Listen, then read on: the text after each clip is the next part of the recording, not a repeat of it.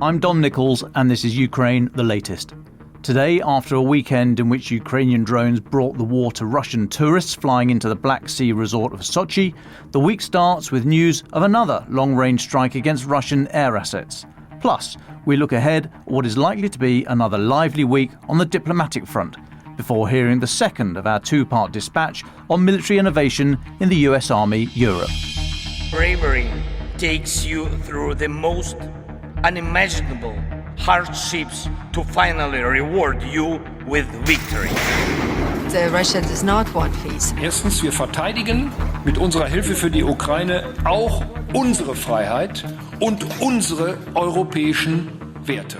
If I'm president, I will have that war settled in one day, 24 hours. We are with you, not just today or tomorrow, but for 100 years. Nous ne pouvons pas, comme Européens, laisser gagner la Russie en Ukraine.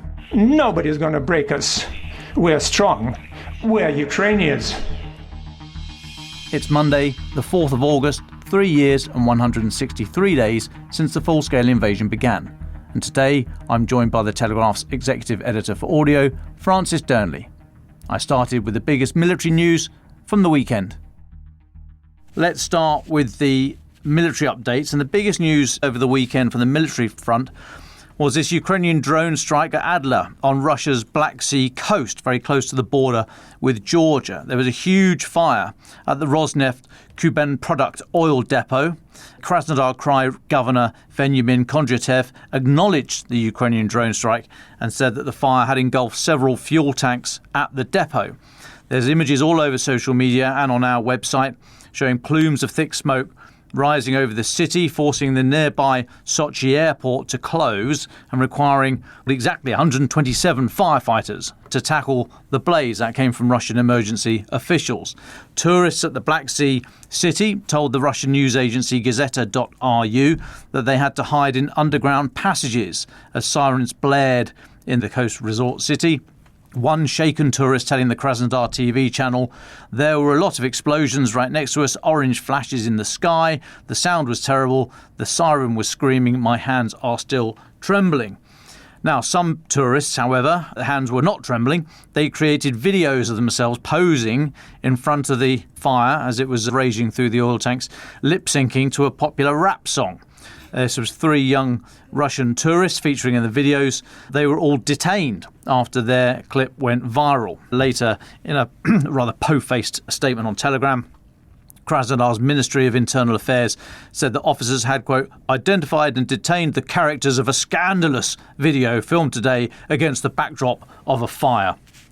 Anyway, the oil refinery was apparently struck by debris, we are told, from one of the estimated 93 Ukrainian drones flown into Russia overnight Saturday, Sunday, including 60, we're told, over the Black Sea region. Now, if that fire can be caused just by debris, imagine if the actual warhead had gone off.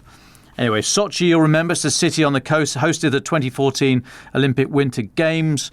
Putin once owned a holiday home there. It's not really featured in the war so far, been subject to very few Ukrainian attacks since the full-scale invasion. But the strike came after trade sources speaking to Reuters on Friday said that low domestic stocks, peak seasonal demand and repair work at domestic oil refineries are likely to choke Russia's supply of gasoline in August.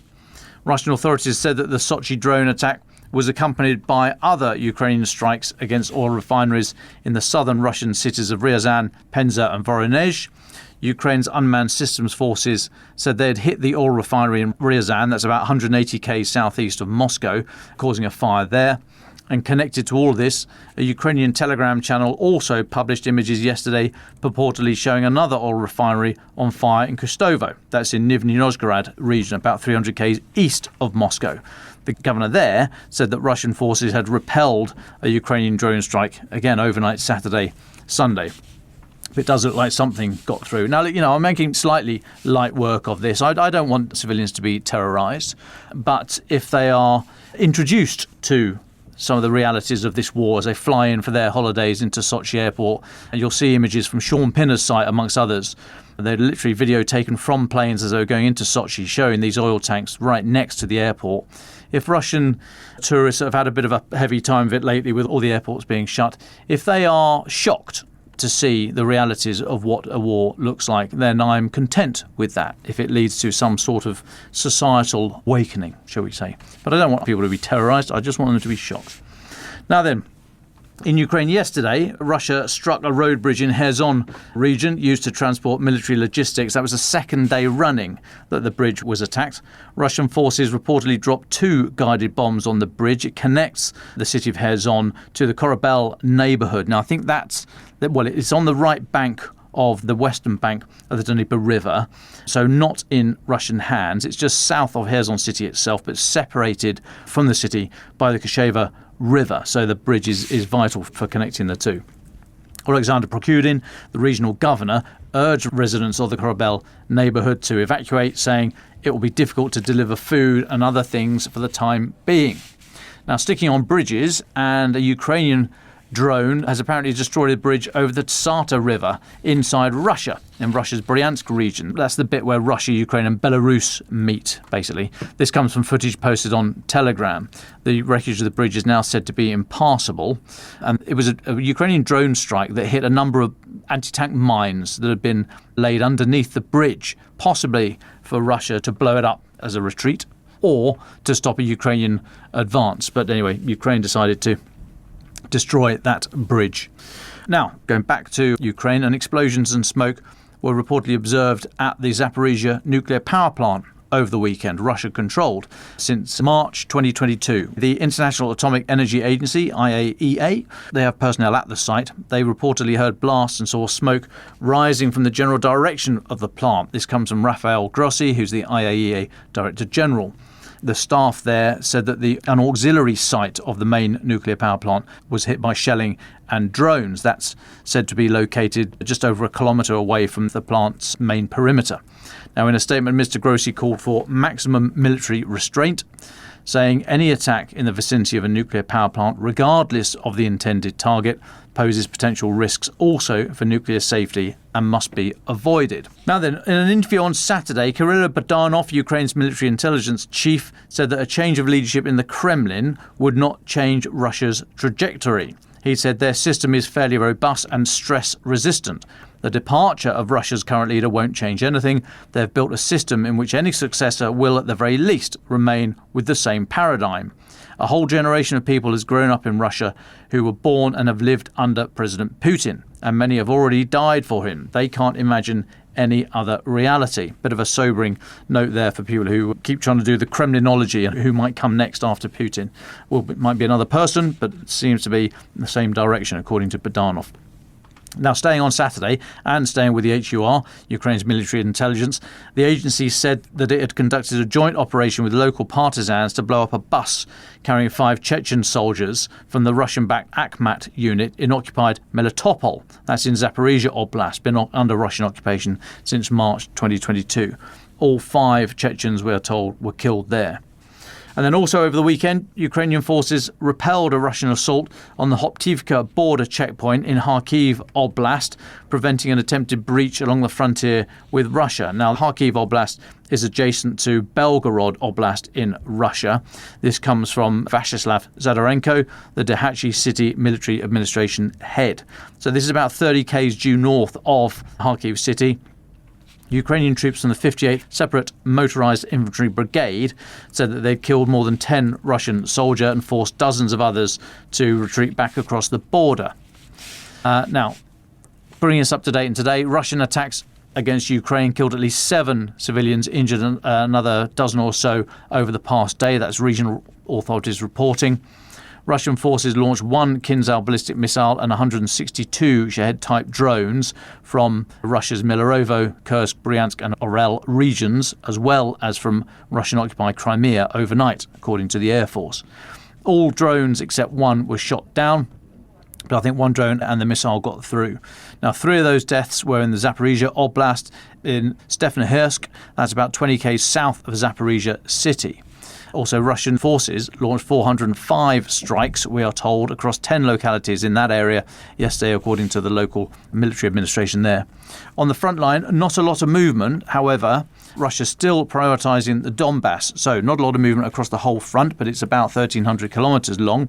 Pokrovsk in the Donbass is still under extreme pressure. That's where the movement was. Russia's still pushing and advancing to the northeast, trying to get around the town. It remains one of the most difficult areas of the front line, with Russian forces employing, quote, total infiltration tactics in attempts to breach Ukraine's defences. That comes from Commander-in-Chief General Alexander Syrsky. He was visiting the area on Saturday. He said that Pokrovsk, along with the towns of Pilya, that's about 20 k's north of Pokrovsk, and Novopavlivka, that's just 2 kilometres southeast of Pokrovsk, but about the same distance from the Russian front line. So those areas in particular are under extreme pressure. He said the enemy is stepping up its efforts to capture our key agglomerations, looking for vulnerabilities in our defence and conducting active combat operations in several directions simultaneously. At the same time, the Russians are resorting to a tactic of total infiltration with an increase in sabotage activities in our rear areas. Now, it is worth noting, we say there's very little movement. That is true across the line. However, in the areas where they are prioritising and massing personnel, they are advancing, as we have been reporting. It's worth noting that Russia has accelerated its gains in Ukraine in those particular areas for the fourth consecutive month, according to new analysis. This comes from the Institute for the Study of War, the US-based think tank. They say Moscow has made net gains last month of 195 square miles net, because Ukraine took back a small amount of territory, I think about 30 square miles. But let's look at Russian movement. Net gain of 195 square miles last month, 146 square miles in April, 92 square miles in March. As we've said, our assessment is that they are really pushing hard. That's pressure from Donald Trump over any potential ceasefire ramps up. So they're trying to grab what they can, particularly in that sort of fortified belt in the Donbass. Then finally for me, just reporting in the last hour or so, Ukrainian drones operated by the SBU, Ukraine Security Service, are said to have hit 5 Russian fighter jets at the airbase in Saki in occupied Crimea. This attack was said to have happened overnight last night, according to the agency. News just breaking, like I say, in the last hour or so. So this is on the west coast of Crimea, about halfway up the coast. The drones are operated by the SBU's Special Operations Centre A, we are told, and they are said to have destroyed an Su-30 SM and damaged another. They are both multi-role fighters, valued at between $35 million and $50 million, according to the SBU. Drones also hit 3 Su-24 bombers and an aviation weapons depot. Now, that's a quote from them. I don't know what the difference is between damaging something and hitting something, because if you're an attack drone and you hit an Su-24 bomber, I would imagine it does some damage, but I don't know how bad that is and whether or not that equates to the damage on the Su-30. So we will probably be able to bring you more tomorrow. But you had another long-range drone strike, nothing like the scale of Operation Spiderweb a couple of months ago, but you would have thought aircraft in the open would be better protected after all that, and after all the chat that Russia's been coming out with in the last few weeks about building new stuff to protect after the failings that Spiderweb threw up. Anyway, I'm sure more will come on that. That's a quick military update. Now, Francis, you've been looking at the diplomatic front. It's going to be another big week of diplomacy. How do we prepare ourselves for it? Well, thanks, Dom. Good to be sharing a studio again. I thought you'd at least come back with a tan, but you said you don't go in the sun on holiday. What does that mean? No, why stay in the bar? Right, fair enough. Anyway, yeah, as you say, this is potentially, and I emphasise that word, potentially a significant week, because this Friday, August 8th, is Trump's deadline for the ultimatum to Russia to halt its invasion or face new severe tariffs. So whatever happens this week, it's going to be a big one, potentially, diplomatically. We should expect Russia, I think, to make some kind of gesture to try and keep dialogue open and avoid those tariffs. The old playbook: equivocate, delay, distract. And there's already some evidence that Steve Witkoff may travel to Russia on Wednesday or Thursday. They would like to see him, Trump said of his special envoy.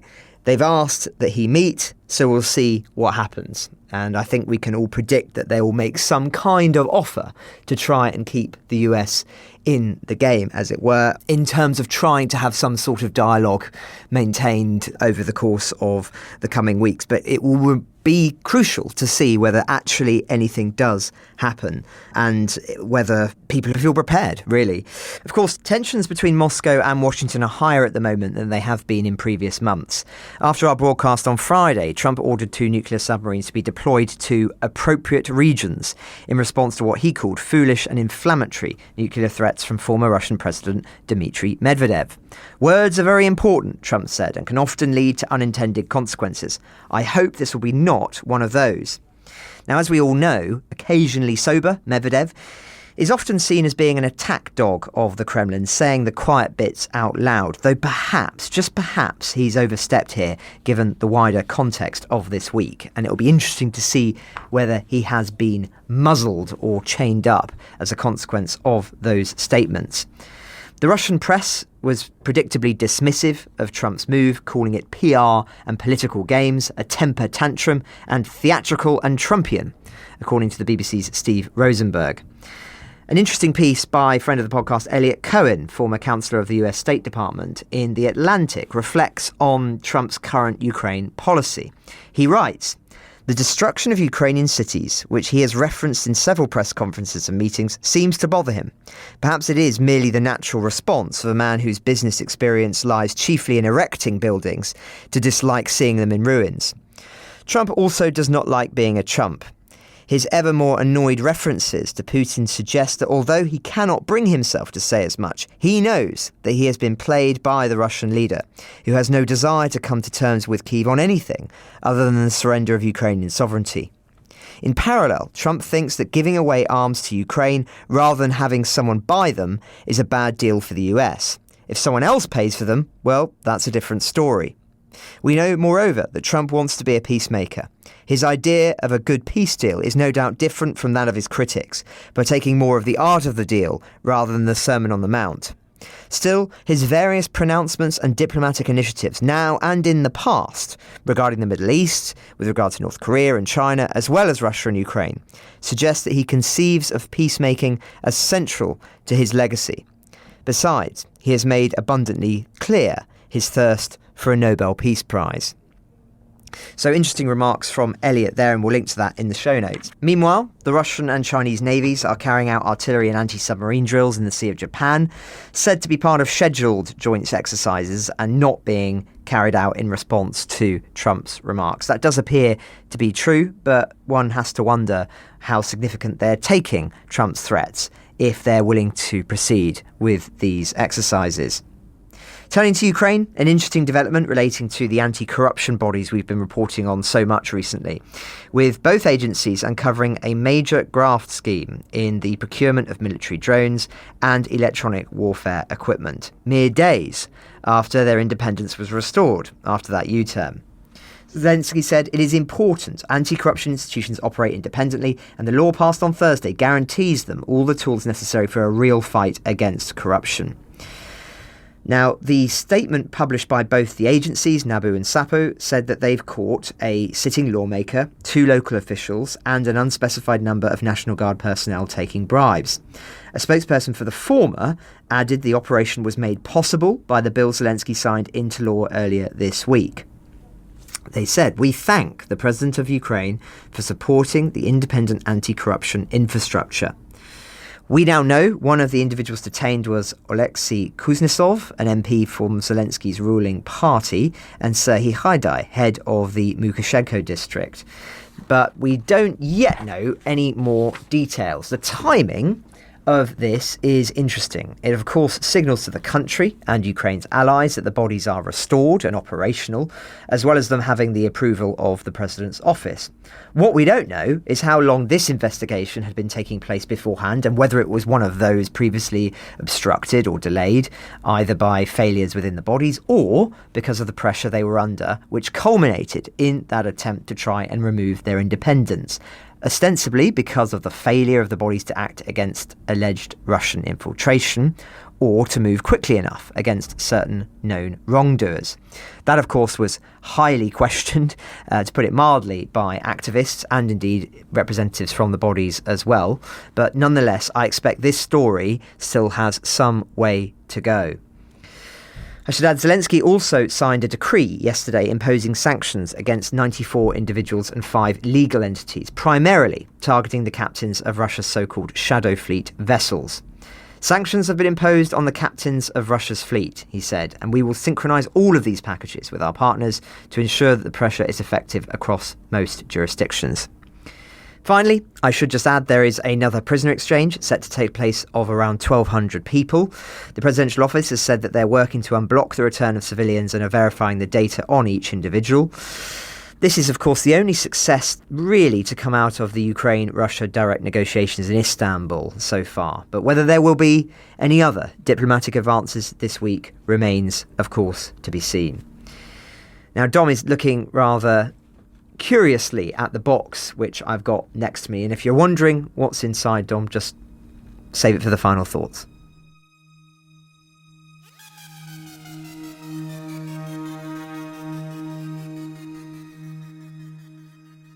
And now the second of our two-part dispatch on military innovation in US Army Europe, exploring how battlefield lessons from Ukraine and rapidly developed technologies are reshaping military preparedness and strategy for America and its allies. In the last episode, you heard my dispatch from the American base outside Wiesbaden, Germany. While in the city, I attended the Land Euro Conference, the premier international symposium dedicated to land forces in Europe. While there, I visited an exhibition of new drones and drone software put on by the 173rd Bayonet Innovation Team of the 173rd Infantry Brigade of the US Armed Forces. I sat down with Lieutenant Gaspari and Lieutenant Latour, both in their 20s, about the projects they're working on. So Bayonet, obviously a weapon, it's the call sign for our brigade, which is an airborne infantry brigade, one that's also forward stationed in Europe. And we're expected to be at the cutting edge of lethality and certainly maneuver at the tactical level. So our innovation and our team focuses primarily on enhancing and increasing lethality at that level. We break ourselves up and see ourselves in 2 different programs, primarily 2 different lines of effort. The first of which is robotics and autonomous systems, which is obviously an increasingly important component of the modern battlefield. We also have our command and control program, really focuses on absorbing the growing magnitude of data from the battlefield and then making use of it. So how do we get video from the front leading edge? How do we get it from a drone to an AI model to a map where a commander can use it to make a decision? Before I come to you, Frank, just on that specifically, What kind of innovations have you seen in that data field? Yeah, I think like the 2 factors driving us to change most rapidly are the accessibility of artificial intelligence in the sense that models are increasingly portable. You can download them onto pretty much any computer. The hardware is increasingly accessible and easy to find. And then, you can learn about it. And it's obviously pervasive. Everybody knows what artificial intelligence is now. So that's kind of pushed us forward a lot. And then the ability to move data around in non-standard ways has also changed a lot. So like never before, we've been able to touch the cloud with Starlink, Starshield systems, other commercial SATCOM. Anybody on the battlefield can get to Google now, right? So not only can we move data through the cloud, but also using increasingly advanced radios. So we can move things like video, which is a good amount of data from a soldier to a command post with a radio, which is pretty unprecedented, and then apply internal AI to it. I mean, those 2 things alone have greatly changed the speed at which we operate. The speed of the kill chain and the speed of decision-making has changed kind of the paradigm of time and space on the battlefield. Could you give me a tangible example of that, imagining it in an operational setting? So this data you acquire, how is that then received and what kind of images are you seeing, and how would that then be relayed to the troops who are operating in an exercise? Yeah, absolutely. I'll choose an anecdote that we've actually executed, so it's not like space age, right? Just recently in an exercise in Lithuania called Swift Response, it's part of the Defender series here in Europe, we had a long-range reconnaissance intelligence platform flying. So a drone with a camera, a really advanced camera, but a drone with a camera nonetheless. And that was flying over actually our forces while they were maneuvering toward an opposing force element. That camera feed was being sent via a mesh digital radio down to one radio, hop to another and another and another until it received a computer which had an AI model on it for object and target recognition and detection. So that video goes through the radios to that computer, and that computer recognizes, I think I see a guy in the woods right here. And it drops a point on a map, and that point on the map is then on our brigade map that everybody's fighting off of. And not only that, it gets transferred all the way down to the opposing force, commander in this case, who can see that dot on a map and knows someone's there. Not only can they know somebody's there, they can much more rapidly implement effects on them. Like I can send another drone or a one-way attack drone to affect that element. And that's nearly instantaneously. That's awareness and kind of understanding that's unprecedented. Fascinating. Well, Frank, if I could bring you in here. I think it was drones you were saying is something that's a core focus for you, and other sort of innovative weapons. So tell me about that. Yeah. So I focus on robotics and autonomous systems. The two general categories that I focus on right now are armed unmanned aircraft systems, and then also armed unmanned ground vehicles. For the armed UAS, primarily focusing on first-person view drones, so FPV drones, in a one-way attack configuration. Recently, we have done testing in Grafenbeer, Germany, Tunisia, and then also in Paparati, Lithuania. And so we were one of the first conventional U.S. Army units to execute live one-way attack strikes on a moving target. Very realistic training that we were able to offer to our 173rd Sky Soldiers. And then right now, we are testing expendable armed UGVs for both ground reconnaissance, seaborne detection, and for remote breaching. Ultimately, these robotics capabilities are to lower the risk to force and the risk to mission, and just enable commanders more options. And Major McBride here is bringing in... Oh, wow. Oh, nice. There you go. So I'm just looking now at one of these drones that you were just talking about. So this is a very small one. So this one, and it's very, very light. Lighter than some of the ones that I've held in Ukraine. But I imagine that the tech is pretty similar. I'm holding it now currently with one hand. The cables are sort of very visible on it. It's not all in casing. What makes this drone different? This system is a purpose-built retrievable system, so in its one-way attack configuration, designed not to be recovered. Everything from the arming device up, these are commercial off-the-shelf components, and we purchase components because cost is a huge driving factor for a lot of armed UAS programs, and components cuts down on the labor costs. So everything here is designed and then assembled by Sky Soldiers in the 173rd. So it's got the four blades as the camera. We've got, what's this here, the sticking out, what's that being used for? So this is the impact dowel, so part of our contact switch. So when it makes contact and these that's what triggers the explosive. Correct, yeah, so it's point dead activated, but this arming device also has an optional remote trigger option. That's where the shock tube is inserted, and we've got the safe to arm switch here, and then this is what holds the payload. So this exact configuration was used most recently in Lithuania, where we did 18 successful strikes on a moving target with about a pound of C4 as the payload, and that was kind of a stand-in just to demo that we can initiate an explosive in this configuration. Times associated with creating the capability, I break it down into three categories. So in order to train somebody to assemble and to operate, fly the system, takes about 120 hours. In order to train somebody just to assemble it, it takes about 40 hours. And then to get a system from components to fully assembled, like you see here, it takes about 70 minutes in one of our FPV drone factories. 70 minutes? 70 minutes. Wow. Yes, we have an assembly line set up. On a good week in a fully stocked factory, we can produce about, I would say, 50 of these, so about 200 a month, including the rigorous QA/QC process, because the intent is when it leaves the factory, it's ready to go downrange. And when you're looking at the earlier models of this, and of course there are going to be later ones, what are you learning each time, and how are you acquiring that data and that intelligence? So like internally from our own testing, we have a lot of lessons learned. We want something that is modular. We want to be able to like swap payloads. So like the Picatinny rail here. So you can like, just literally slide it off as you just have, Correct. and the explosive is off, and then you can just easily slide it back on. I mean, I hate to use this, must be the example that keeps getting used all the time, but it is like Lego, isn't it, really? Yes, Like, it's just very simple components, sliding in, sliding off. Correct.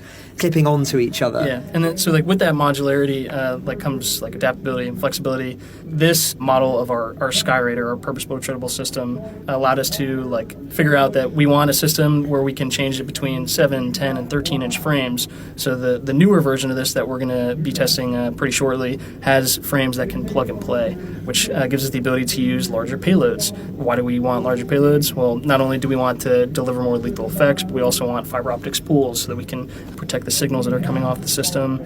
If we want to like take off the one-way attack munition and put on a dropper, we've also added servos so that we can manipulate the camera so we can see targets directly below us.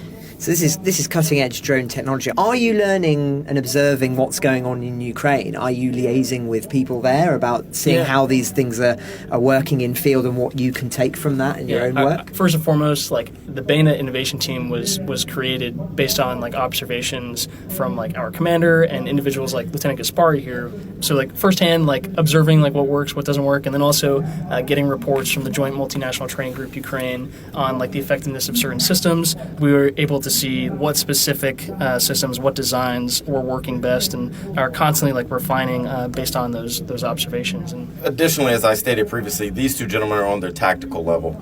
Major Edward McBride of the Southern European Task Force Africa. But what they are doing on the tactical level is obviously impacting strategic and operational levels. We see the Secretary of Defense just recently publishing some new guidance about UAS and drone innovation. So what they are doing is obviously having implications, and other senior leaders are noticing it, to empower them at the tip of the battle spear. This might be something where both of your fields connect, but of course there's a lot of speculation at the moment that technology is trying to be developed that would enable drones to be much easier to shoot down through electronic warfare. I wonder, when we're talking about innovation in the drone space, what is the next big innovation, do you think? Is it in that space, or is it just in terms of the production lines of drones?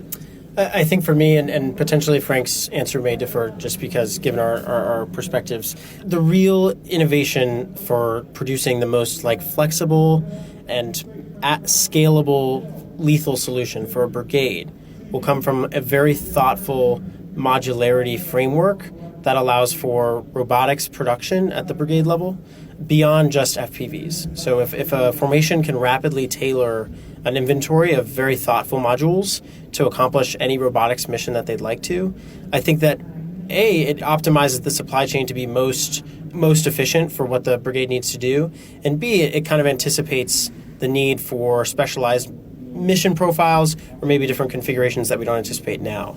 I think the universalization of connections, the placement of speed controllers and flight controllers and components as opposed to being added on later, and kind of an emphasis on really thoughtful modularity design will be like the next advancement to enable formations to become robotic enabled and more lethal. Would you agree with that, Frank? Yeah, I would agree. I think that's definitely a huge part enabling the modularity. I would also say that at a certain point systems will become like so optimized and so robust that the last thing left to like focus on will be like the power aspect.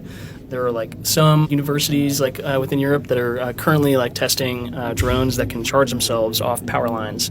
Some drones that are being used like over like a much like longer time horizon where they have like small like solar panel arrays on them in order to just facilitate some of like the accessory like systems on them. So being able to use these systems for like a longer period of time with like alternative like power generation means, I think is going to be like a really like key aspect of making these into something that can like sit and wait for days upon days and then be employed. You mentioned AI course, we saw Operation Spider's Web in Ukraine recently. What was your reaction as somebody who's working in drones, seeing that, and we understand that AI was involved in training those drones? Yeah, I think that like mission was just like a great example of like how a low-cost system can lead to strategic level impacts. And I think I'm right in saying you're based in Italy. That's Is that correct? We speak so much about the American role in Germany and bases here. Italy's less known. How many American servicemen are there in Italy? So or I'll take that. Yeah. So we're based in Vicenza, Italy. We consist of the Southern European Task Force Africa, which is a 2-star headquarters. Then we have the 173rd Airborne Brigade, Airborne Infantry Brigade, which these 2 lieutenants come from. There's 207th, which is a military intelligence brigade. We have a few different other organizations, so like organizations that keep the garrison up and running. In that sphere, there's a lot of innovation going on. Our operations team are looking at how do we facilitate innovations on a staff level, a 2-star general staff level. And then, much like they talked about, they go to exercises. There's been a lot of counterterrorism operations and exercises over the past few years. How do we change the exercise model to be more robust and facilitate continuing to push the sphere of influence? So how do we start to adapt the utilization of these type devices into exercises via different type of weapon systems? So that's kind of what we are doing in Italy, especially as a 2-star command, is we're thinking through the more strategic and operational picture of how do we change how we train to continue to be more lethal, more agile, adaptable, and innovative. Well, tactics, the Romans, it all comes together quite nicely, doesn't it? Exactly. One final question which I put to each of you. Is there anything that we've not talked about that is perhaps on your radar that should be on ours that isn't? I think it's funny you say, I think people love talking about, the proliferation of unmanned systems. And it's very fungible. It's very easy to see and touch and feel and see the impact from like the open source media coming out of the Russo-Ukrainian conflict. The network and data aspects of innovation are probably not talked about as much. Personally, just because I love talking about it, I'm very passionate about it. I wish I was asked about it a little bit more, but that aside, really like the development of a network architecture that's capable of managing at scale robotics for a maneuver formation is the most important thing that we should consider when moving toward robotic-enabled formations. Ensuring that the right bandwidth and the right radios and the right transports are in place to allow leaders to rapidly prioritize, beyond line-of-sight control, and kind of ensure that robotic formations are optimized to support the mission at any given time and make use of the data that's coming off of them is kind of like the bigger and maybe harder question. I think that it's less cool potentially, but the radios and the network systems that kind of support a robotic-enabled formation are arguably the most important thing to consider as we move forward. Thank you. Frank? Just real quick, I'll say, as we develop technological capabilities and strive to stay at the cutting edge, it is equally as important that we continue to train on the basic fundamentals and being able to fight in a heavily denied and degraded environment where we won't have these assets, or maybe where we don't have the power generation in order to sustain all of our radios.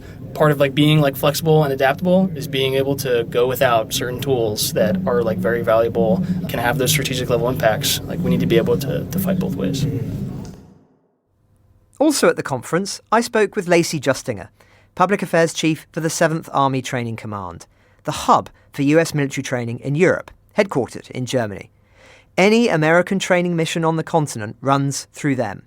They staff the exercises, design the simulations, and drive the innovation. I begin by asking her about one of the latest advances in cutting-edge equipment. Well, tell me about TIC, because we were just talking before we started recording about this. It sounds really fascinating. Yeah, transformation in contact, or while it's happening, it's also called transforming in contact. And the point of it is to get new equipment straight into the hands of soldiers on the ground, in the mud, in the dirt. Here's a new drone. Does it work? Does it work in cold? Does the battery die? How much sunlight is needed? Does the weight not work? And does it crash and burn? All of those things on the ground level that would then inform what the Army purchases and trains on in the future, as well as just testing things like, can you 3D print in the field? Or how far away does it have to be from where the troops are? That's literally its basis. So it's a lot of drones, but it's also new vehicles, old kind of four-wheeling type vehicles. If you picture it, just a frame, and then testing that in Hohenfels, Germany, actually in January during Combined Resolve, where you find out, like, hey, it's really cold. Like, there's a lot of wind blowing through this. But it did help move things and take some of the load off what soldiers would carry to the front lines. So, and is this quite different to how it used to be? Because I'm imagining that usually you go through a lot of hurdles before it ends up in the field. This is trying to invert that in a way. Yes, exactly. Like, have the soldiers test it and tell the army it's the opposite way of, like, take out the middle. Is it better to buy a bunch of cheap drones off the shelf, and do those work better than one that spent 17 years being developed and, like, weighs too much? And, it's literally, like, soldier informed about what works. They're the ones who would have to use it. Do they think it can work? And if you can you tell me some of the implications of some of the experiments you've done in the field? Yeah, so that vehicle I was talking about before right now is kind of being used to help lift load off or transport. It would be used to help carry medical supplies, soldiers themselves, and maybe an evac. They have tested flying blood using drones. Like, if there was a major casualty, can you transport, like, a blood bank via drones to soldiers to then use it? And so those are some of the, like, real implications of, or can it carry that weight? Will it fall?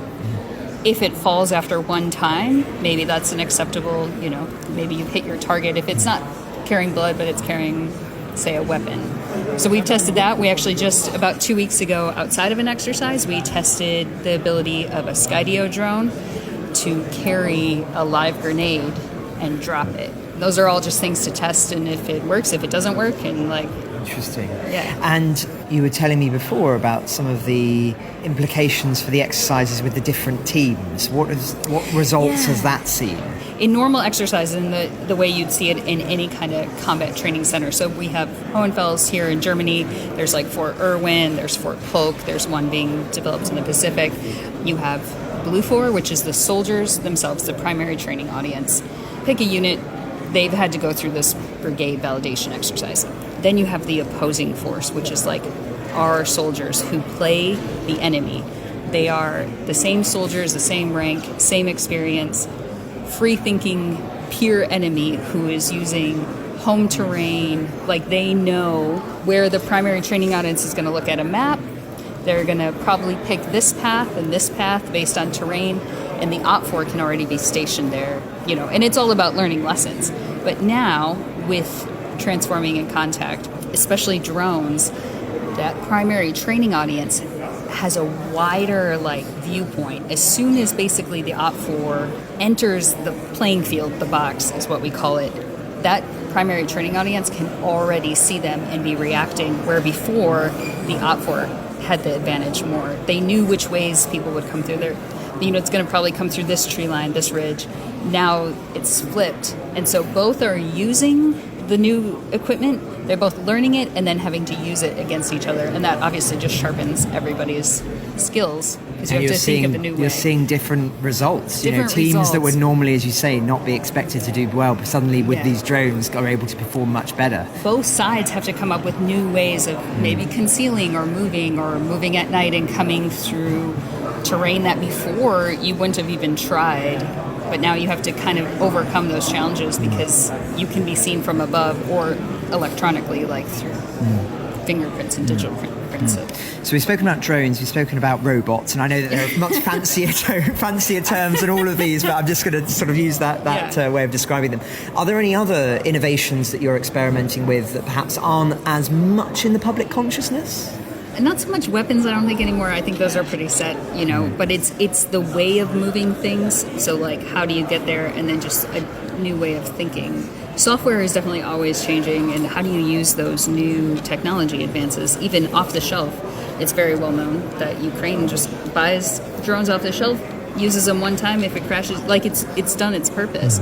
So, like, we all have to learn from that. If your enemy is doing that against you, you have to be able to do the same against them. Definitely tactics have changed, like the way, like I'm saying, soldiers move, or they might try this machine and they realize, okay, it goes forward really well, but maybe it can't reverse through like deep terrain that's muddy. So just all those things kind of like learn and process and pile on, or it can't carry the same weight that like you wanted it to. But if it works one time, maybe that's enough. And these kind of lessons, are they shared among NATO allies, or is this quite focused on the US armed forces? No, well, I mean, I think everybody first is like watching what's happening in this theater that's active war, just a few thousand kilometers away.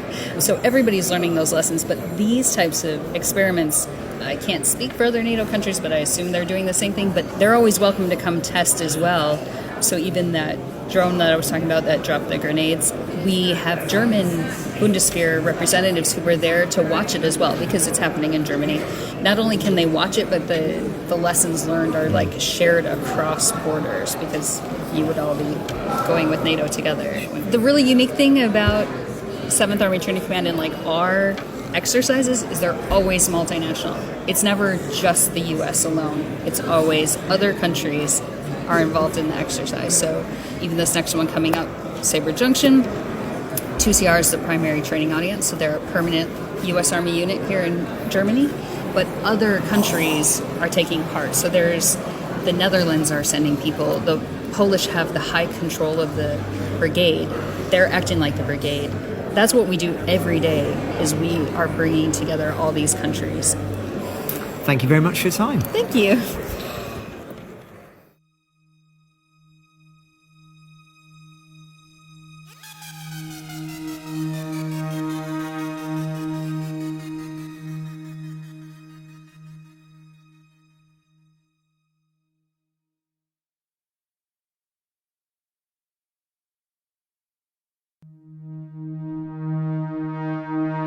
I would just say, though, as a final thought, I think this whole stuff about Medvedev is very interesting. You're right, he is the attack dog. He does get wheeled out to say the unthinkable things, the quiet bits out loud, blah, blah, blah, see how it goes. But I wonder if he did, as we spoke last week, and actually Memphis had some great thoughts on this on Thursday, if you want to go and listen back quickly to that bit. Memphis Barker. Have some very good thoughts on it. I mean, I think Medvedev did overstep the mark. That was quite an extraordinary, even for Donald Trump, his response, and the whole nuclear submarine thing, which doesn't actually amount to a hill of beans, I don't really think. But the fact he talks about it was, I thought, quite interesting. I mean, I do think this week is important, and I think Putin is, if not rattled, but he knows that this is a big week. Trump has almost talked himself into a corner about these sanctions and what's going to happen on Friday. So the last thing Putin wants is some loudmouth spouting off about bloody nuclear war or what have you. So unsurprising that we've not heard anything from Medvedev. And just on that note, I would point you to John Foreman's tweets. Have a look at John Foreman, former British defence attaché both in Moscow and separately in Kyiv. He's been on the pod a few times, good guy. He's been fairly consistent over the weekend saying, where's Medvedev? Why haven't we heard anything from Medvedev? He's probably locked up in a room with a sock in his mouth right now, because Putin does not want this to be upset at all. With Witkoff on the way and Friday and the whole narrative around this week, now's not the time for some of the more inflammatory comments, I would suggest. But anyway, Francis, final thoughts. Go on then, what's in the box? What's in the box? What's in the box? No. Who gets that reference? You ever seen Seven? No? Okay, it's not a head. So this came from... What are you talking about? This came from a listener, and we're always exceptionally grateful to receive things from you, but this one is particularly special. So I'll read the card that came with it, and I've opened it up, and immediately we've been engulfed by the smell of, well, how would you describe it, Dom? Old books? Oh, crikey. Your socks? Well, I'm delighted to see... it's Yanks. I thought you said tanks. No, it's Yanks. Right. Well, don't spoil it. Oh, sorry. Right. I'm going to read it. Let me read it out first. Okay, so it says, Dear Francis, my grandfather was an American engineer in France during World War I, and I found the enclosed while going through his papers. Given your interest in both history and France, I thought I would send them to you by way of thanks for all that you, Dom, and the Ukraine the Latest team do. The newspaper is very fragile. I hope it reaches you intact. Sincerely, the granddaughter of CHS Merrill. Now, in this box are several artefacts from the First World War, and it is pretty remarkable, and I'll save the best till last, Dom. But one of the books here is called Friends of France, the field service of the American ambulance described by its members. I thought I'd read a couple of bits from it. It says, the following pages, written and edited in the course of active service in France, tell, however imperfectly, something of the experiences of a small group of young Americans who have not been inert onlookers during the Great War. For, notwithstanding official silence and the injunctions of presidential prudence, the majority of Americans have come to appreciate the meaning, not only to France, but to all the world, of the issues that are today so desperately at stake. And their hearts and hopes are all with France in her gigantic struggle. They share with the world at large a feeling towards the French people, of sympathy, of admiration, and indeed of reverence, such as exists towards the people of no other country, and millions of them, like these volunteers, have been tortured by a longing to have some share with the people of France in defending the ideals for which, as they feel, America has always stood, and for which France is now making such vast, such gallant, and such unflinching sacrifice.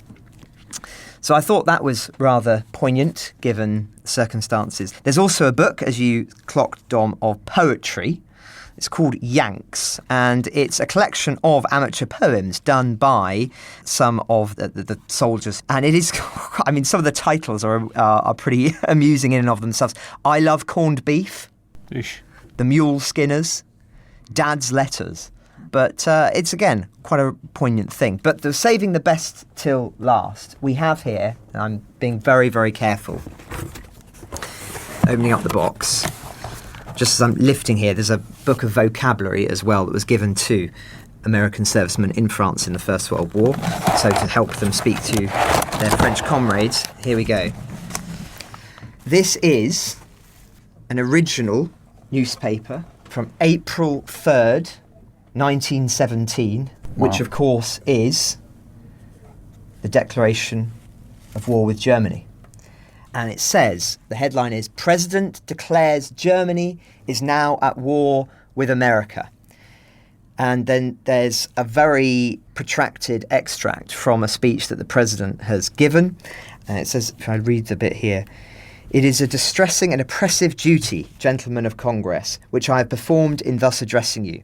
There are, it may be, many months of fiery trial and sacrifice ahead of us. It is a fearful thing for a great peaceful people to go into war, into the most terrible and disastrous of all wars, civilization itself seeming to be in the balance. And then it goes on. It's so delicate that I'm being very, very careful as I touch it, and little bits are coming off. But as ever with these kind of newspapers, and you can read them in libraries and archives, what I always find the most extraordinary thing is you can have an enormous story like that and still have other news stories in the paper, and indeed lots of adverts. And I'm looking at one right now by the New Club Luncheon. Easter eggs, flavours, cards in the third floor of the toy shop, 300 more women's $35 coats. So a quite remarkable thing. What did that cost then, the newspaper then, April 3rd, 1917? 1 cent. 1 cent. 1 cent it would cost you. So thank you very, very much for sending that. And I can ensure you that it will be properly looked after. We do have an archive here at the Telegraph, and we will make sure that all of these things live there very carefully.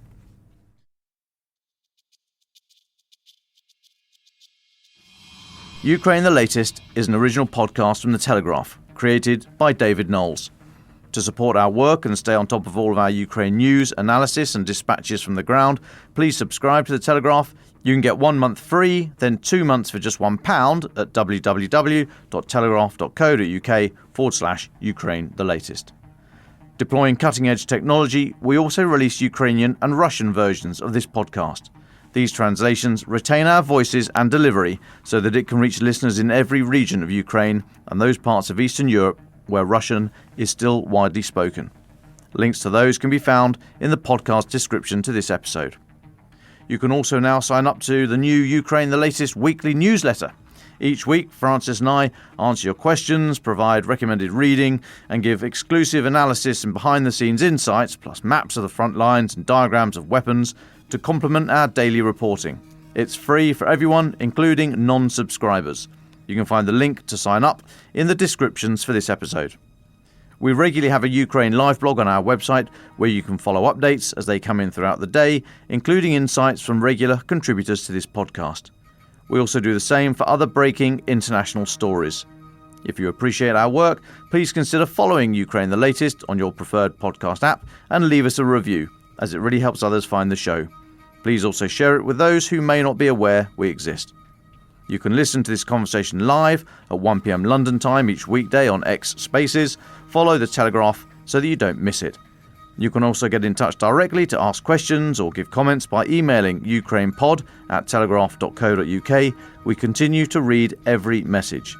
You can also contact us directly on X. You'll find our handles in the description for this episode. As ever, we're especially interested to hear where you're listening from around the world. Ukraine the Latest was today produced by Rachel Porter. Executive producers are Francis Dearnley, Louisa Wells and David Knowles. My name is David Knowles. Thank you all for listening. Goodbye.